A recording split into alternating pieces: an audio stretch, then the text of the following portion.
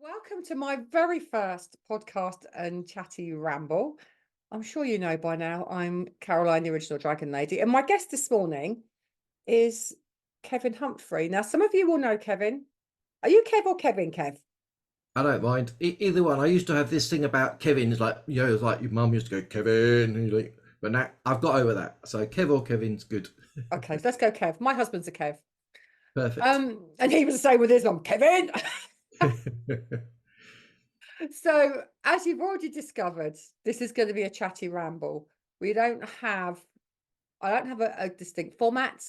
It is as it comes. We're both guided by spirit, by our dragons, and as all my guests are and will be. So I met Kevin through the Dragon Thunder Summit, which was its inaugural summit, was in 2023. I forget which year we're in. And it was really great fun. There was well over 1,000 attendees, and I don't know, I can't remember how many speakers. I'll hand that one over to Kevin in just a minute. And that's how Kevin and I crossed paths, and I've been sort of following his journey ever since. He's an incredible master of knowledge and wisdom. And I was asking him about his muggle job. Did he still have a muggle job? And he hasn't anymore, but his muggle job was yeah, it enables him to do the techie stuff that he does. Anyway, Kevin, thank you so much for joining my chatty ramble with the dragons. So how did Dragon Thunder come into being? Well, thank you first for inviting me. Excited to be here, and I love the title, Chatty Ramble. It's good. How did the Dragon Thunder? Well, dragons came into my life a while back, and there's a story there, and we can go into that afterwards, maybe. But after that connection, shortcutting it to last year. Last year, I was working with my dragons. I got Agatha, Sophia, and Georgie, the three main ones, and I work with them in my shamanic practice, and often I go on journeys with them, and they assist with the healings.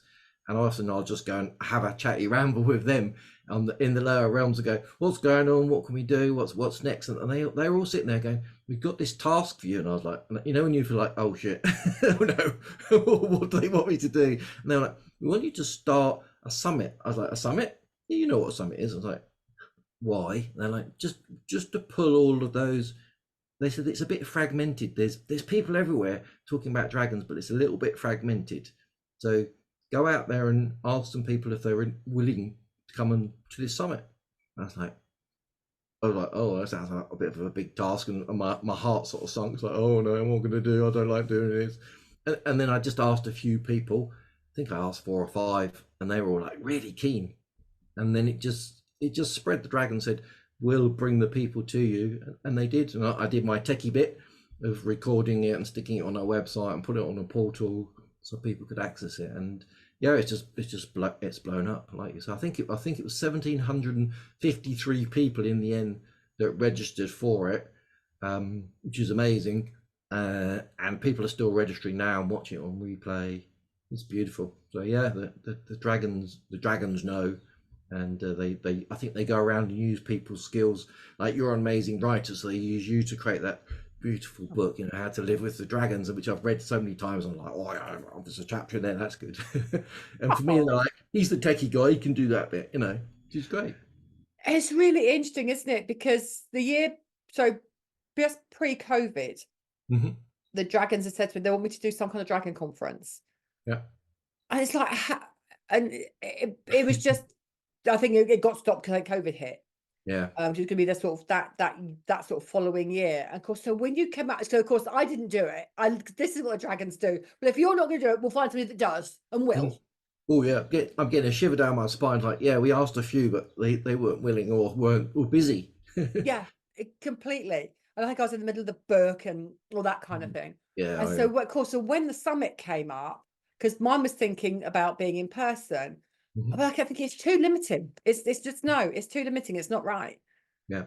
And then, of course, you said about the summit. You emailed me and said about the summit. I went, oh yes, oh, thank you guys. I'm off the hook. But actually, it made much more sense to do the summit online. So it ran for about 12 hours, didn't it? Yeah, yeah, it was. I think in the end we had 11 live speakers. In total, we had 30 speakers because lots of people were like, well, "Who's this Kevin guy? Oh, I don't know who he is," and so they were a little bit not sure, which is fair enough. So I said to them, "Well, why don't you just record something and send it to me, or we can have an interview like this?" And so quite a few did that. So yeah, there was 30 in the end, and a few others came along after and said, "Oh, I didn't realise it was on. Can I?" And their videos are there, and it's all free, and it's in that Dragon Thunder portal. But yeah, Awesome. So is made the Dragon Thunder portal a website? yeah, it's just a website on mine. So if you go to dragonthunder.info, that takes you to my website, and all it is a website. There's a system called Kajabi, which is very clever, and it's got lots of functionality, and it just allows all of those interviews and talks to be there in a nice sequence, so you can go in and pop and see them, and you can download it onto your phone. So if you're sitting on the beach and you fancy listening to Caroline's beautiful talk, you can, or anyone else of those beautiful 30 people. Sorry to interrupt your listening, Caroline here. Just to let you know, I have some workshops coming up. All of them are online, all with the dragons, and the first one is on the 4th of May, which is working with the Beltane dragons. So what ignites you? What's rising for you? How do you want to tap into it? With the dragons, with your own energy. I'll see you on the 4th of May online. So now this year's got a slightly different format to it, hasn't it, Dragon Thunder? So are we starting in Australia this year? Yeah, well, the dragons said do it again, and I was like, okay. And then they're like, but bigger. I was like, oh, how much bigger? They were like, well, it's 2024, so why not 24 hours? I was like, oh wow. And I was like, I can't do that on my own. Holding the space for that 12 hours blew my head. And luckily, in your talk, you grounded us, and I pulled myself back on that cord. I went to another galaxy miles away, like dragons everywhere. So I need to get back to Earth. So I came back. I thought I can't do that, and then like, well, ask some other people. So I went to Australia and said, I thought, I want to say Australia's so many hours ahead. Then there's us, and the US is so many hours behind. So let's do that. So we've got 8 speakers in Australia and 2 people running that. Then it comes over to the UK, and there's 2 of us running that, and there'll be 8 speakers. Then it goes to the US, and there's 2 speakers looking after that, and there'll be 8 speakers talking. So it'll be 24 in total. And there's a big list that's probably about 25 long now of people that are doing recordings and interviews. So I'll be starting those probably May, June time. And then we're live for 24 hours on 21st of July. So exciting. So I'll be getting up at midnight to kick it off and say hello. Then I'm going to go to bed, and I'm going to get up and do the English bit, and then probably hang around for the American part. So yeah. So do you think you'll actually get any sleep? Probably not. I'll probably start at the beginning and just sit there watching it, and I'll just be high as a kite by the end of it and not sleep for a week or something. It was such good fun. I really enjoyed it. And we had some magnificent speakers on there. Yeah. I was worried about attracting quality speakers, and the dragons were, oh, don't worry about that. We've already organised that. They already know. And it's like, okay. And they did just all come. People were still coming in, and luckily people were so enamored by it and wanting more from each of the speakers that we started the monthly Dragon Talks. Now I open that to people to say, if you've got a 30-second share or a 5-hour share, come along. So anyone that wants to talk about dragons, and even if it's 30 seconds, 5 seconds, if they want to come and say, oh, I met a dragon, I'm happy for them to come along to Dragon Talks and say that. And that's the whole idea. We're just spreading the word that dragons are there, and if you've met one, you haven't gone crazy. Because a lot of people were saying, oh, I thought I was crazy, now I met you guys. Well, we're all crazy, so it's fine. Yeah.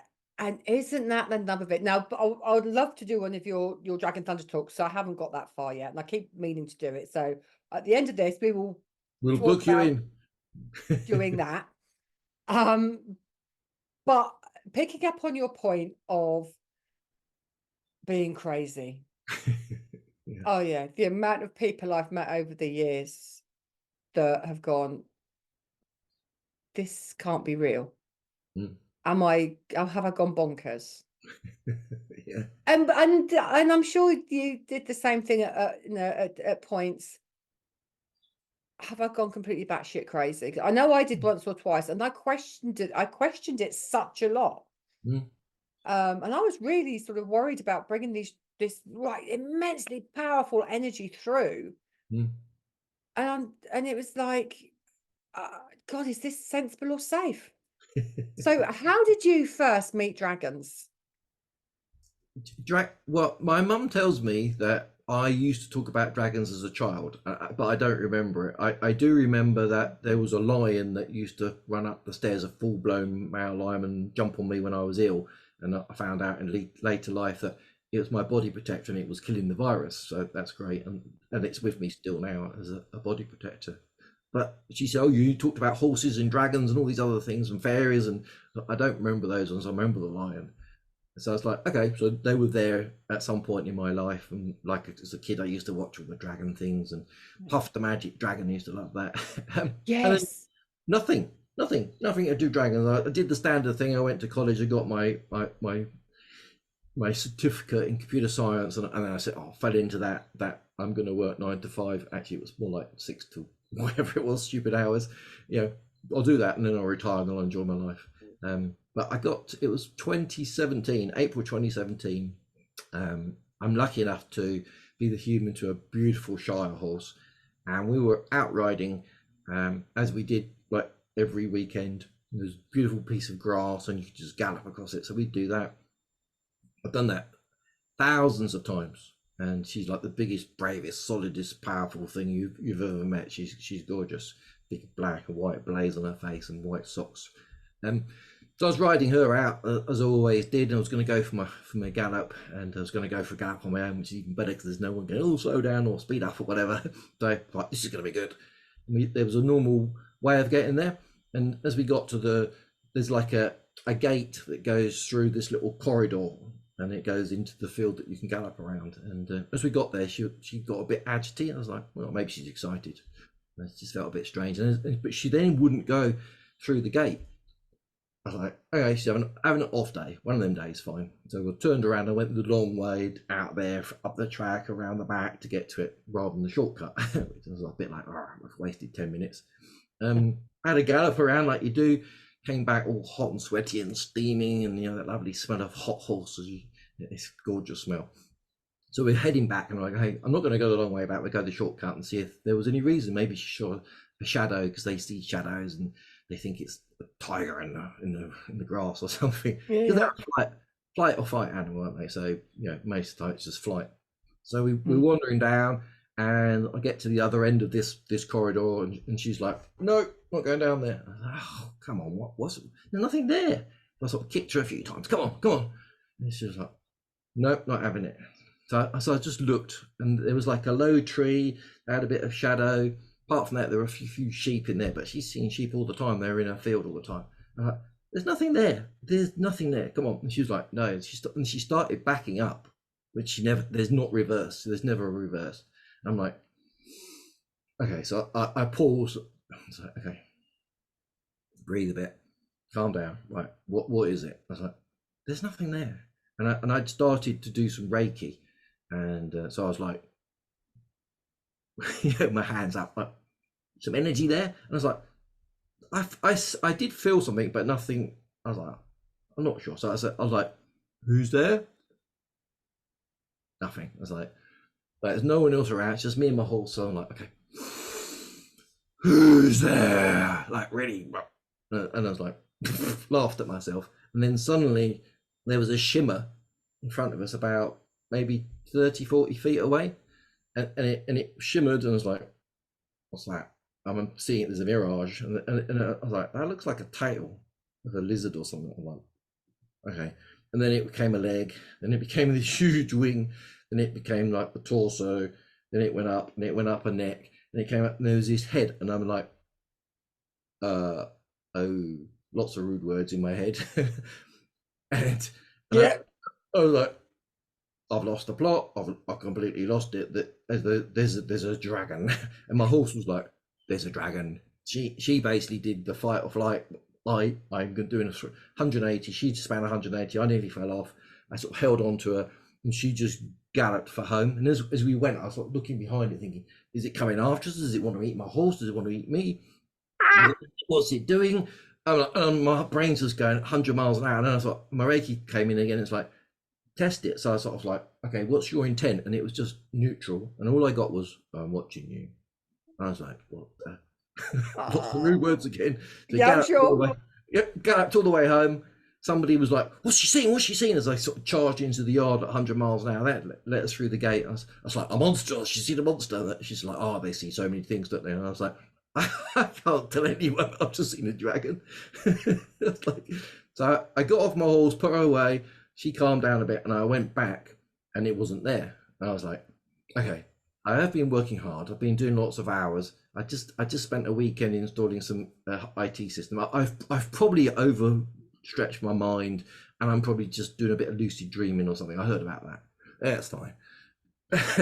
So, of course, over a few weeks, I then admitted it to my wife, and she's like, "Well, if a horse or it probably was there, or something was there." Yeah. And then I sort of met a few people. Probably it was 6 to 9 months after that I was at a conference, and there was a shamanic lady there, and I had a feeling I needed to talk to her. So she sat at a table. I went and sat next to her, and then she started talking, and she talked about dragons in Wales, because she was in Wales. And I was like, can I tell you a story? So I told her that story. She's like, oh, you just be visited by one of your dragons. And I was like, I haven't gone mad. It's real. I was like, whew, whew. Yeah. I was waiting for the man with that funny coat that holds your arms and put me in a cell, and I was banging my head against the wall. I saw a dragon. Yeah. Wow. So yeah. See, horses are so interesting, aren't they? They are highly, highly sensitive. Yeah. And highly spiritual. I put sort of horses on a level with dolphins. So the horses are like the spiritual energy of the land, like the dolphins, the spiritual energy of the water. That's how I view them. Interestingly, back in the day, before I had children, I made my living with horses, and I used to ride an enormous 3/4 Shire, 1/4 thoroughbred. He was vast, and he jumped like a stag. Yeah, and they got, my God, for heavy horses, they got some speed, haven't they? Oh yeah, there's no hanging around. So anyway, before we disappear down the rabbit hole of horses, because but I agree, they're fully connected, and whenever I look at the auras of a horse, theirs is always purple, like fully connected, the highest level. Now, and whenever I did Reiki for a while, I was a Reiki healer for horses for about a couple of years. Did that as a part-time thing when I learned Reiki and became a Reiki master. And I was like, I prefer horses to people, because it was. And then the riders would go, why is my horse doing that? My horse is so happy. Can I have some of it? So I ended up doing horse and rider at the same time, which was beautiful. But yeah, they're so connected. They really are. They are. Do you know, I've never actually thought about looking at horses' auras. In all the years I've been doing this work, it's never occurred to me. I'm now going to have to go and find a horse, because I haven't got like those connections any longer. I'll have to go and find a horse and look at its aura now. It's beautiful, and you can see that there's a friend of mine that specializes in horses and Reiki for them, and she says a lot of times the issues are nothing to do with their saddle, the rider, the boots, nothing, or the ground. It's some sort of attachment that's attached itself to the horse, and that's what she does. She removes those attachments, and she uses dragons to take the attachment and move it away. And so lots of horses have problems where they're so connected to source that something comes and attaches itself to them, a darker energy or whatever it is. And she sees them often as an image of something like a small slug or something, and she just comes in and removes it, and then the horse is perfect, and the person's like, wow, I've had the back person, the bit person, all these different people, all these horse whisperers, they didn't see that. And she's big in doing that in Buckinghamshire. Wow. So on that note, now I know dogs do this, and I'm not a cat person, and I'm told cats do the same thing. So do you think, because obviously we have such a close connection with our animals, do you think the horses are taking on some of the baggage that their guardian, their owner, their rider is carrying? Do you think that's what those attachments are? Do you think that there's like, it's like morphs into an attachment that they own for their rider? Yes, yes, definitely that. If you're, I mean, you've ridden horses, so you know that when you get that real connection with a horse, Yeah. you don't have to do that. I'm putting my leg on. I'm telling you, you just think it, and it does it for you. It's so connected to you. Once you've got past that, oh, I need to kick it and turn it and blah blah blah. You don't. You can just sit there and think it, and it knows. It's amazing. Yeah. And I know dogs have got that sense where they know their owner's coming home even though they're 5 miles away. You know, there's definitely another sense that they've got that we humans don't have. And yes, healing horses is huge. I mean, if I'm in a bad mood and I go up to my horse, she's like, get away from me. I'm in a good mood, then she's more receptive. And there's times where I need healing, and I get a lot in my neck, and she'll just put her head on my neck, and just put her head there, just rest it, and then put some weight on my shoulder, and I'm like, oh, and you can feel it pulling it out, whatever it is, the tension that you've got. So yeah, that definitely, and I think they do take on, because they love us so much and so unconditionally, they take on some of your pain, and that can manifest. But they also get injuries themselves, and that's where the attachment can occur. But yeah, Fascinating. beautiful creatures, definitely. We are so blessed to have these animals in our life, aren't we? You know, I've swapped horses for dogs now. So my big passion, just because they're easier to manage and a bit cheaper, is I've now got 3 working Labradors. Oh my God. Gorgeous.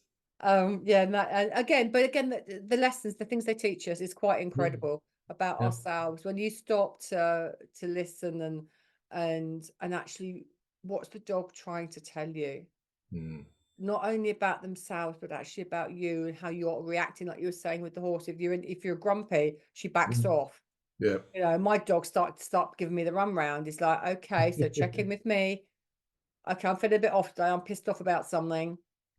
Recalibrate, reset, ask, and do that inquiring of what's going on for me. Our animals are such incredible teachers, aren't they? They are, yeah. Well, and you said it. Stop and listen. Yeah. Most of us are running around. And somebody the other day, their horse was lame and the rest of it. I said, and they're like, oh, it doesn't make sense. Like, have you asked the horse? And they looked at me like I was a complete nutter. I was like, horses don't talk. I was like, of course they do. They're not talking to you in English. Not going to go, oh, I've done my fetlocking. They're going to give you some sort of image or an energy.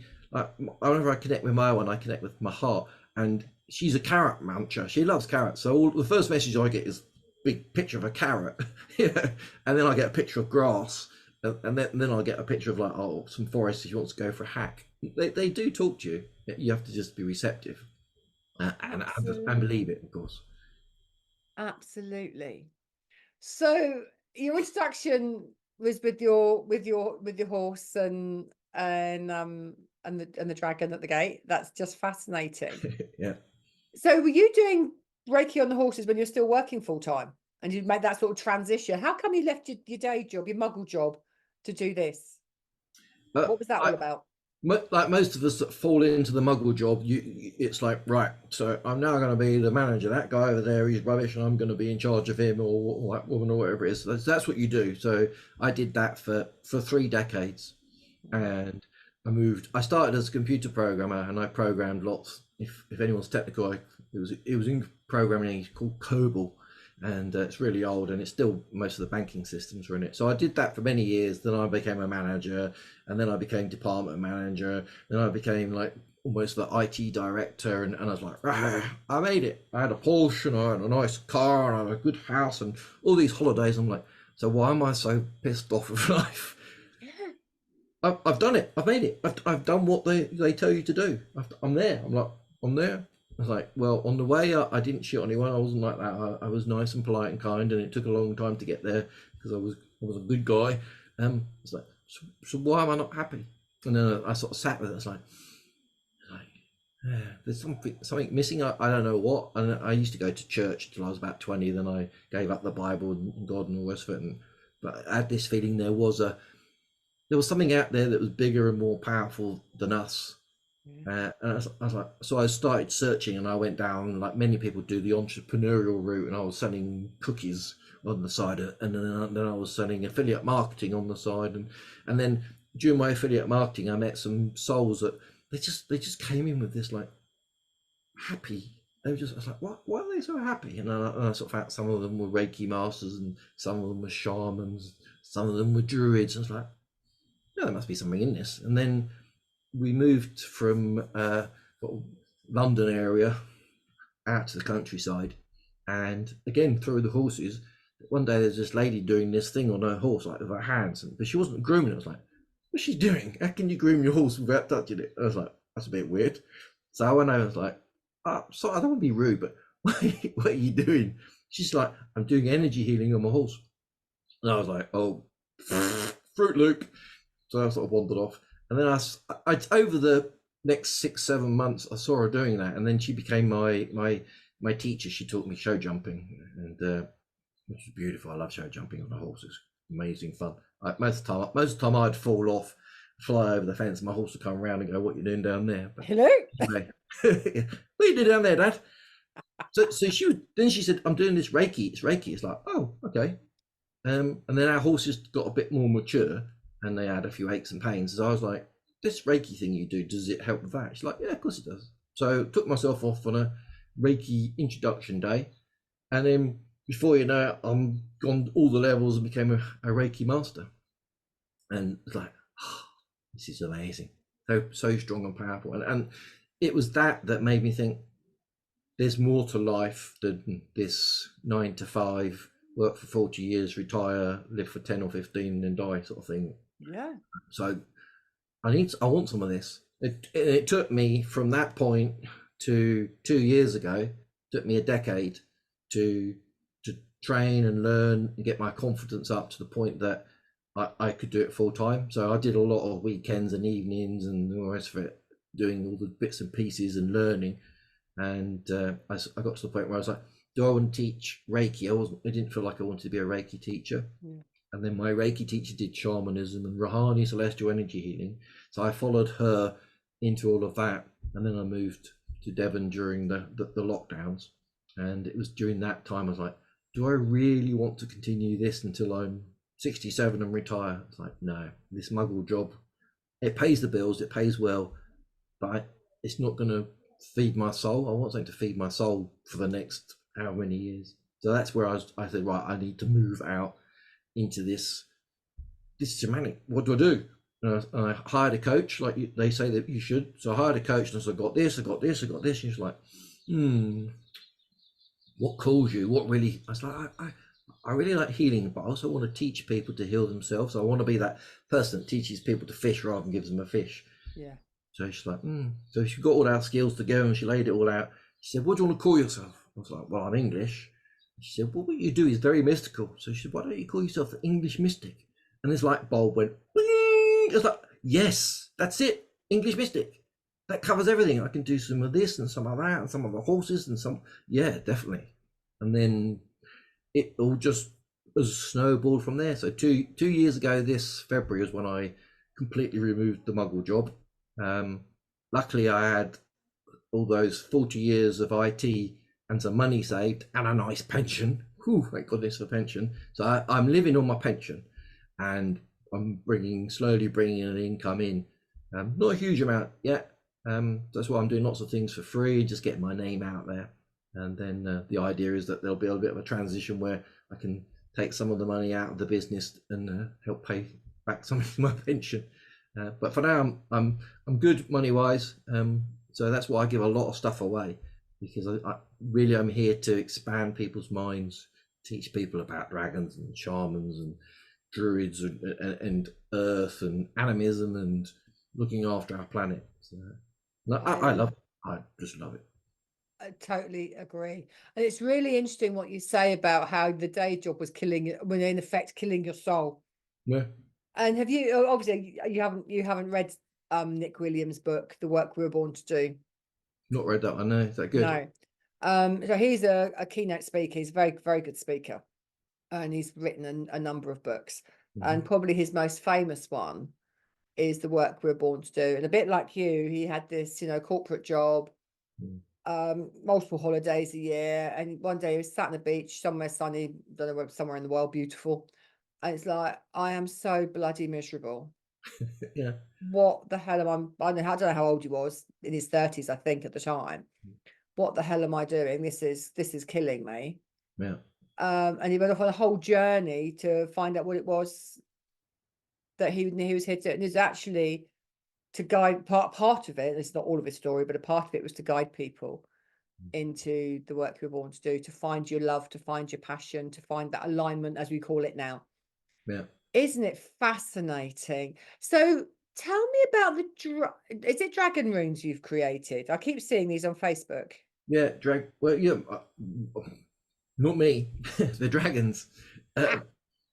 After the summit and me flying off to another galaxy, I must have met something over there or something, and then I pulled myself back on that beautiful cord back to the earth that you put in place, and I landed. I was like, right, so I did all the techie stuff to make sure all the videos are there and all the rest of it, and it's like I stopped. I was like, phew, thank goodness that's over for another year. And then there's this like tap on my shoulder. I was like, oh no. So I went on my little journey down to the lower realms, and there's Agatha, Sophia, and Georgie sitting there going, that was good, wasn't it? I was like, that was amazing. And like, see all those people? Like, oh, it's amazing. And so and then all these dragons are coming in. She said, the dragons are really happy. I'm like, wow, good. But I was like, oh. Now, we want you to do something else for us. I was like, okay. I said, what's that? I said, there's some dragons. There's a group of them that want to come through. I was like, oh, okay. And so they said, would you want to meet them? I was like, yeah, I'm going to meet them. So I jumped on the back of Georgie, and we flew off, which is a beautiful experience in a shamanic journey, flying on a dragon. It's amazing. And then we landed in a grove, and we landed in this grove, and this grove was a huge oak grove, massive, and it had lots of stones, and they were all in a circle. And I was like, okay, it's interesting. And they had a shape on them, and each of those shapes was a rune.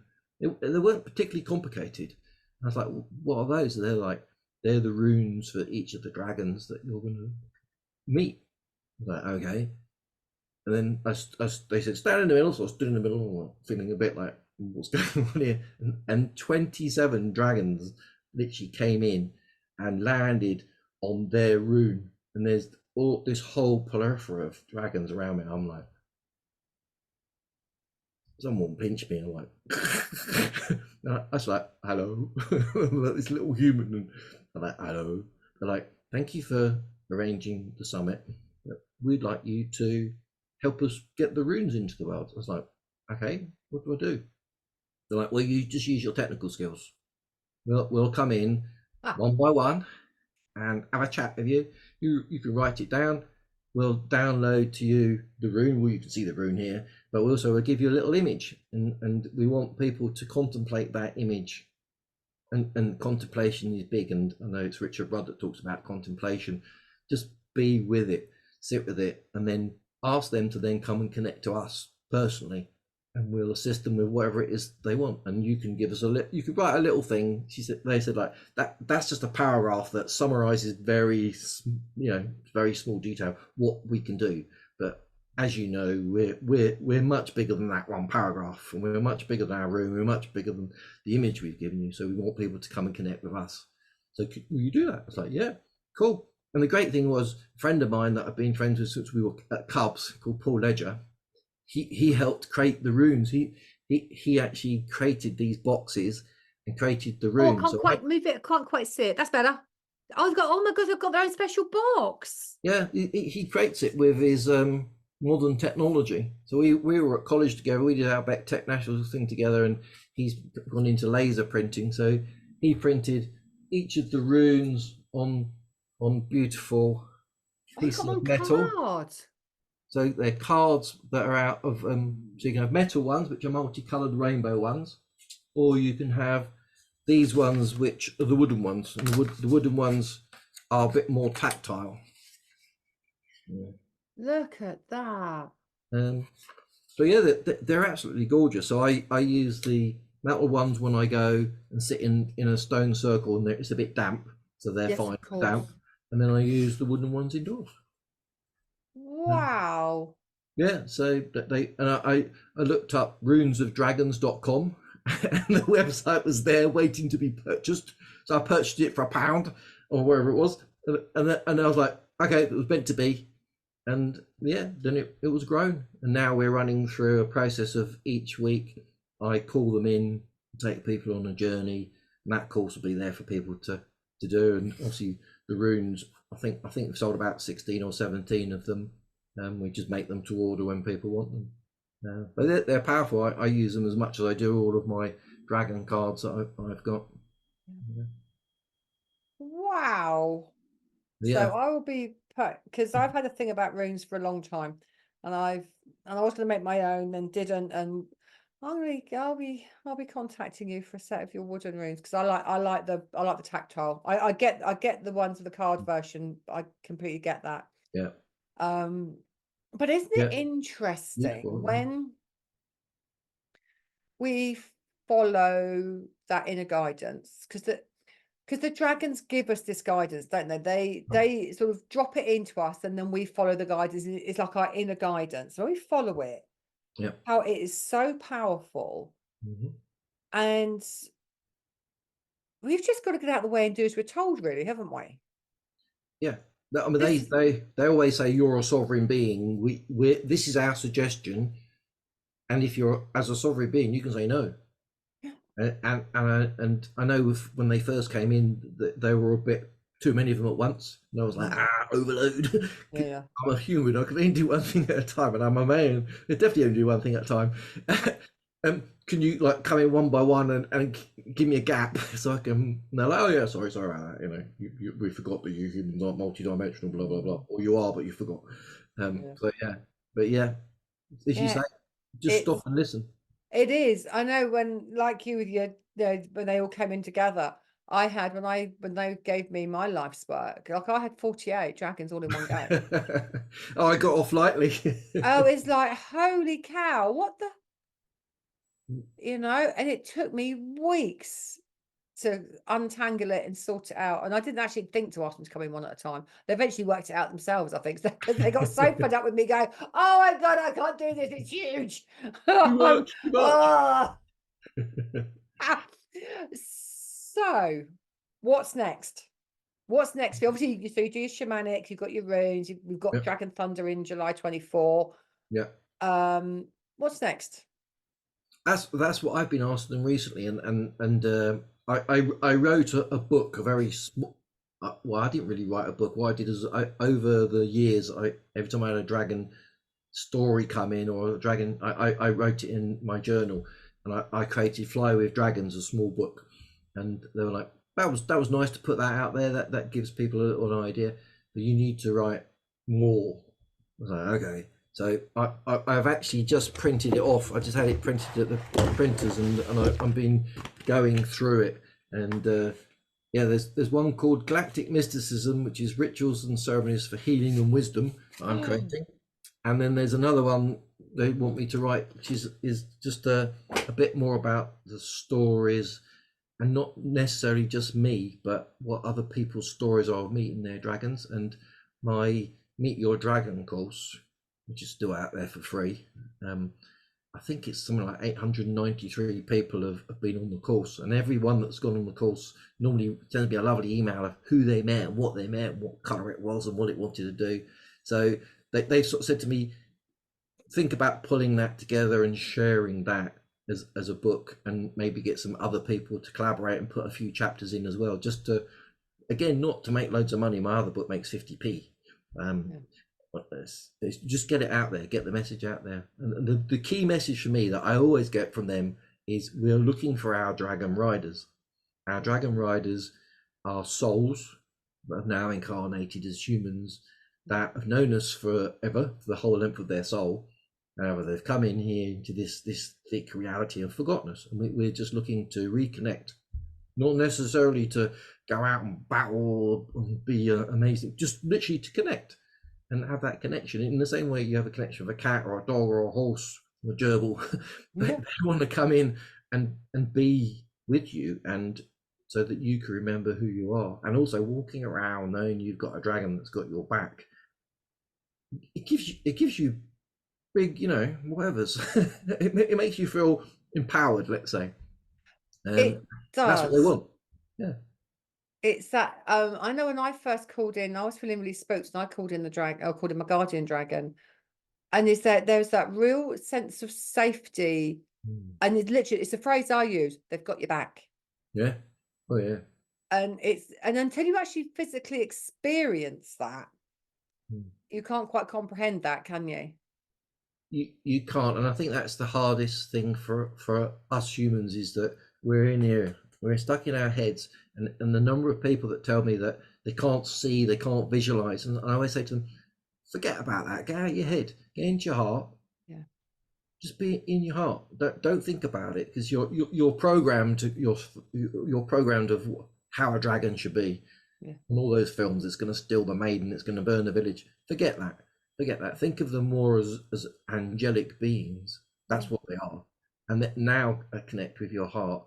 And don't expect to see some big fiery dragon. You might see a snake or a serpent, or you might see a small lizard. You might see a little diddly dragon, or you might see a dragon that's the size of a planet, which I've seen. It depends.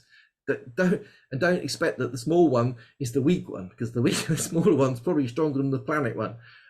So, and just be open to it, and just go into it with an open heart. And I always say, when you believe, you'll see. It's not a case of when you see, you'll believe.